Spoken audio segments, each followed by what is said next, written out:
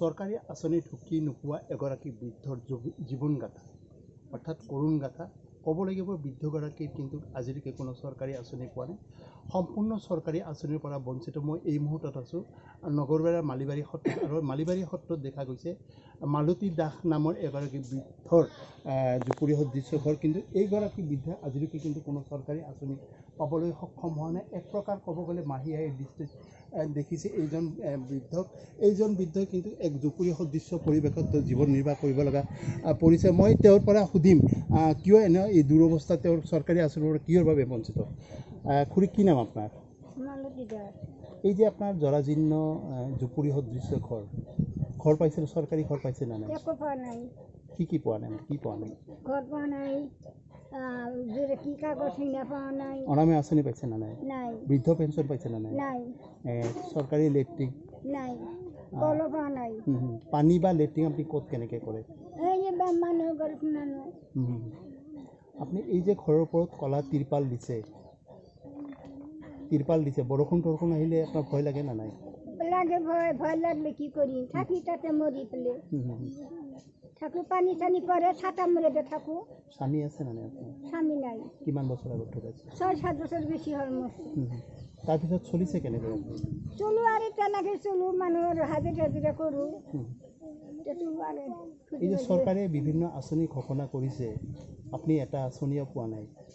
পঞ্চায়ত প্ৰতিনিধি আছে, MLA আছিল, কৈছিল না কেতিয়াবা? কৈছো, নেদে, নাপা তুমি, নাপাম যে নাপাম আৰু নাজানা কি কৰিম, এটা কলো নাপাম। এতিয়া আপুনি ভিক্ষা কৰি খাব লগা পৰিছে। ল'ৰা ছোৱালী যে হাজিৰা খায়, তাহানো হাজিৰা পেলাই পায়, নাপালে তাহানো থাকে, মোক কেনেকৈ দিব? তাহাৰো পৰিয়াল আছে, তাহাৰ চলাব না মোকে চলাব? হয়, এক প্ৰকাৰ ক'ব লাগিব যে বৃদ্ধগৰাকী 7 বছৰ আগতে তেওঁ স্বামী ঢুকাইছে, কিন্তু আজিলৈকে কিন্তু তেওঁ চৰকাৰী আঁচনিৰ কোনো এটা সামগ্ৰী বা আঁচনিৰ পোহৰ তেওঁৰ কিন্তু জীৱনলৈ ঢুকি পোৱা নাই, যাৰ ফলত তেওঁ ভিক্ষাৰ পাত্ৰলৈ ইঘৰৰ পৰা সিঘৰলৈকে ভিক্ষা কৰি তেওঁ জীৱন অতিবাহিত কৰিছে। এক জুপুৰি সদৃশ্য ঘৰ, আৰু ঘৰৰ ওপৰত মই সহযোগীজনক মই অনুৰোধ জনাম, প্লাষ্টিকেৰে তেওঁ পানী পৰাৰ বাবে তেওঁ প্ৰতিৰোধ ব্যৱস্থা কৰিছে, কিন্তু বতাহ বৰষুণ আহিলে কোন মুহূৰ্তত এইখন গৃহ ভাঙি তেওঁৰ ওপৰত ভাঙিব তাৰ কিন্তু ঠিক নাই। কিন্তু চৰকাৰে কিন্তু এইজনে বৃদ্ধৰ অৰ্থাৎ মালতী দাসৰ প্ৰতি কিন্তু কোনো সুদৃষ্টি দিয়া নাই। মই ইয়াতে উপস্থিত আন এগৰাকী বোৱাৰী আছে, স্থানীয় বোৱাৰী আছে, তেওঁৰ পৰা সুধিম। বাইদেউ, আপোনাৰ কি হয়? বৃদ্ধগৰাকী কি এই যে এক পৰিৱেশত, বেয়া পৰিৱেশত বা জুপুৰি সদৃশ্য ঘৰত তেওঁ থাকে, চৰকাৰী আঁচনিৰ ফালৰ পৰা কিবা পাইছে না নাই? একো পোৱা নাই, একোৱে নাপায়। এনে বৃদ্ধ পেঞ্চন বা একো নাপায়, একো পোৱা নাই। ঘৰ নাপায়, ঘৰ পোৱা নাই, ঘৰ নাপায়, দমকল নাপায়, লেট্ৰিন বাথৰুম একোৱে নাই। তেওঁ লেট্ৰিন বা দমকল নোপোৱাৰ ফলত তেওঁ লেট্ৰিন বা পানী চানী ক'ৰ পৰা ব্যৱহাৰ কৰে? বাহিৰৰ পৰা আনো, বেলেগৰ ঘৰৰ পৰা। স্বামী কিমান বছৰ আগত ঢুকাইছে? তেওঁ হ'ল 7 বছৰমান। ল'ৰা ছোৱালী? 4টা ল'ৰা আছে, তাহাঁতৰ হাজিৰা কৰি খায়, কেতিয়াবা হাজিৰা কৰি যদি পইচা পায় আনে, তাহাঁতৰ লঘোণ থাকে।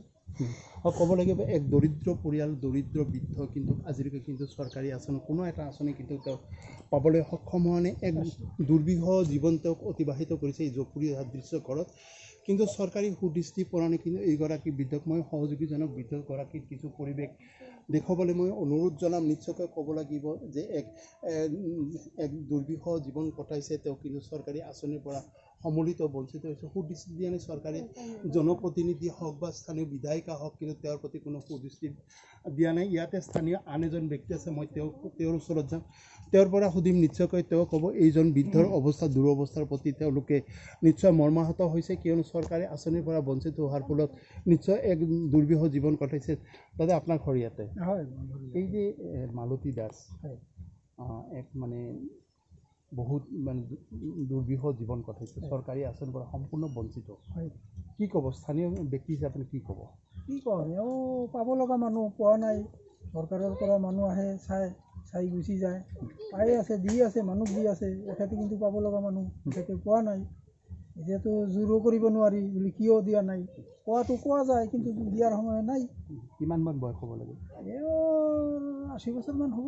80 বছৰ। স্বামী নাই। কিমান বছৰ আগত? আজি 7-8 বছৰ আগতে মাৰা গৈছে। চলিছে কেনেকৈ? চলিছে এই আৰু বেলেগৰ ঘৰত হাজিৰাও কৰিছে, কেতিয়াবা খুজিও খাইছে, এনেকৈ আৰু চলি আছে। কণ্ট্ৰলৰ সেই চাউলখিনি পায়, এইখিনিয়ে আৰু। বৃদ্ধ পেঞ্চন বা নাই নাই তেনেকুৱা একো কোৱা নাই, একো কোৱা নাই।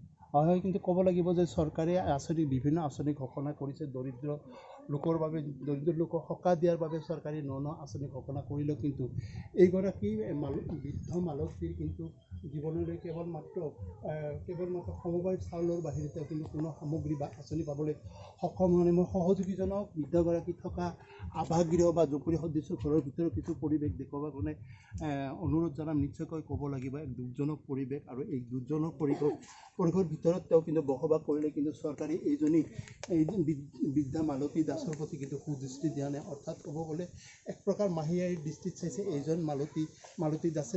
পঞ্চায়ত প্ৰতিনিধি হওক বা স্থানীয় বিধায়িকাক হওক তেওঁ কিন্তু অৱগত কৰিছে, কিন্তু কোনো তেওঁৰ সুফল বা সুযোগটোৰ পোৱা নাই তেওঁলোকৰ পৰা।